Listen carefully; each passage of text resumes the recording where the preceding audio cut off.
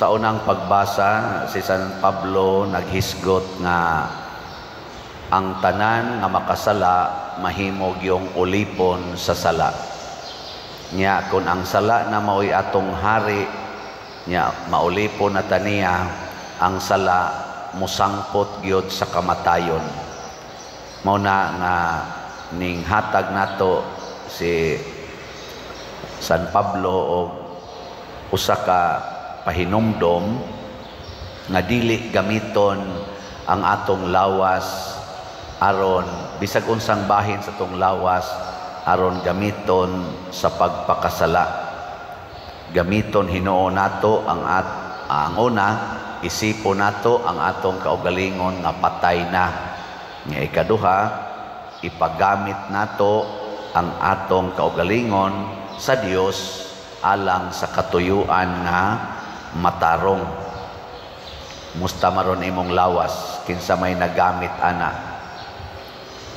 Ang imong kamot, ang imong mata, ang imong bakba pananglitan, unsa may imong gigamitan, buhat nga matarong o buhat nga dautan.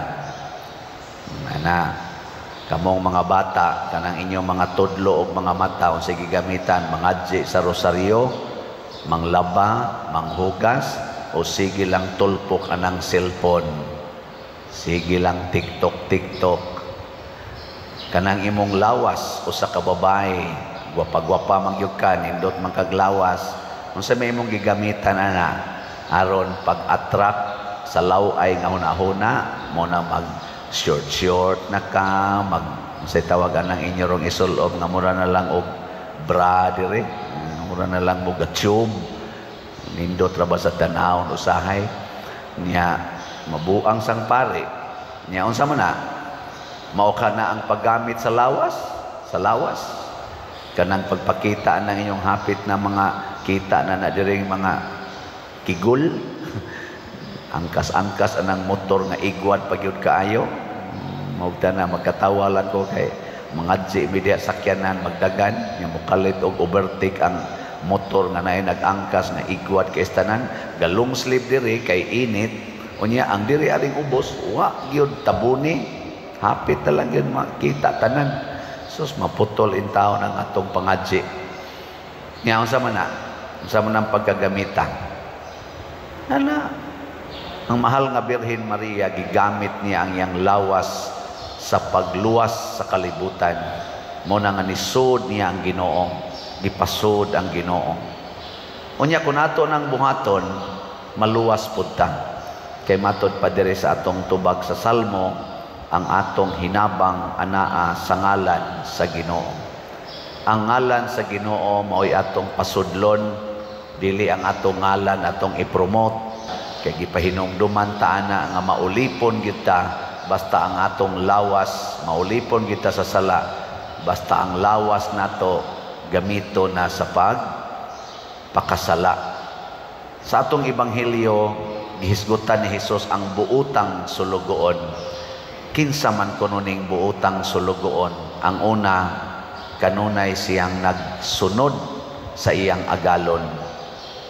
Kita sulugoon sa Ginoo.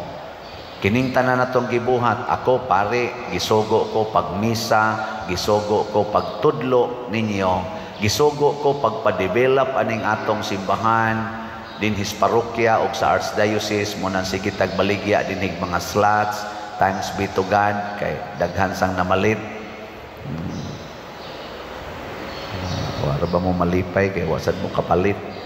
Unya ang atong mga kaigsuonan nga naas gobyerno gisugo sana pag-manage sa atong gobyerno nga ang mga balaod nga makapahatag sa atong katilingban og hapsay, husay, luwas ug naay hustisya ug kaangayan, ipatuman gid na siya.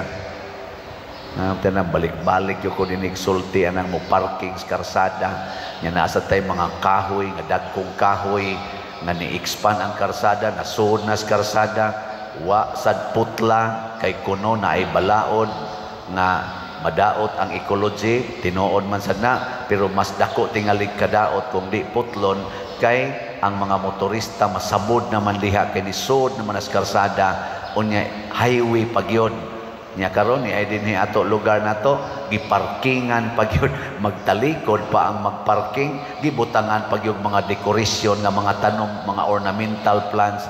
Naku, naunsa naman karsada himoong extension sa atong tugkaran, di ba? No, nagigamit na nato ba ang atong lawas sa pagpahimos dili sa pagpangalagad. Muna diri ingon si Kristo maabutan kay mos Ginoo kay mga matay magitang tanan no. Gilingi anay mong tupad ding na mamatay ra gyud ka. Hasta sad ako mamatay sad ana. Inig-abot na ni anang taknaa nga mamatay ta. Mao masana ang gitawag og pag-abot sa atong agalon sa atong kinabuhi. Matod pa diri tagod-tagoron mo sa inyong agalon, latoson mo sa inyong agalon, kay nasayod mo unsay angayng buhaton, nyawa ninyo buhata, tagod-tagoron og latoson. So hinaut unta ato ning matngunan nga dili ta matagod-tagod sa atong agalon. Masayod unta ta nga paninglan gid ta, doon na gitawag og accounting ngadto sa atong Ginoo sa atong mga binuhatan. Sige, katapusan ninyong lingi anang imong tupad karon ingna siya gusto kang tagod-tagoron. Yung isang dili ingna kinahanglan na kita manghatag sa atong mga bahandi ngadto sa uban, iapod-apod ko no. Matod pa diri tugyanan siya pag-apod-apod sa mga pagkaon sa iyang agalon ngadto sa iyang isig kasulugoon. Pagkanindota mahunong gidunta ning gubat kun dili mag-inilugay ang Russia ug ang Ukraine, ang sana Hamas ug ang Israel ug uban pang mga nasod. Kung di na lang kita mag-inilugay, maghinatagay lang kita, mahunong gidunta ning kamatay sa gubat. Kanus apakaha sugda nato karon, pamalit mo padayon og slots. Di ba? Sige, manindog na ta.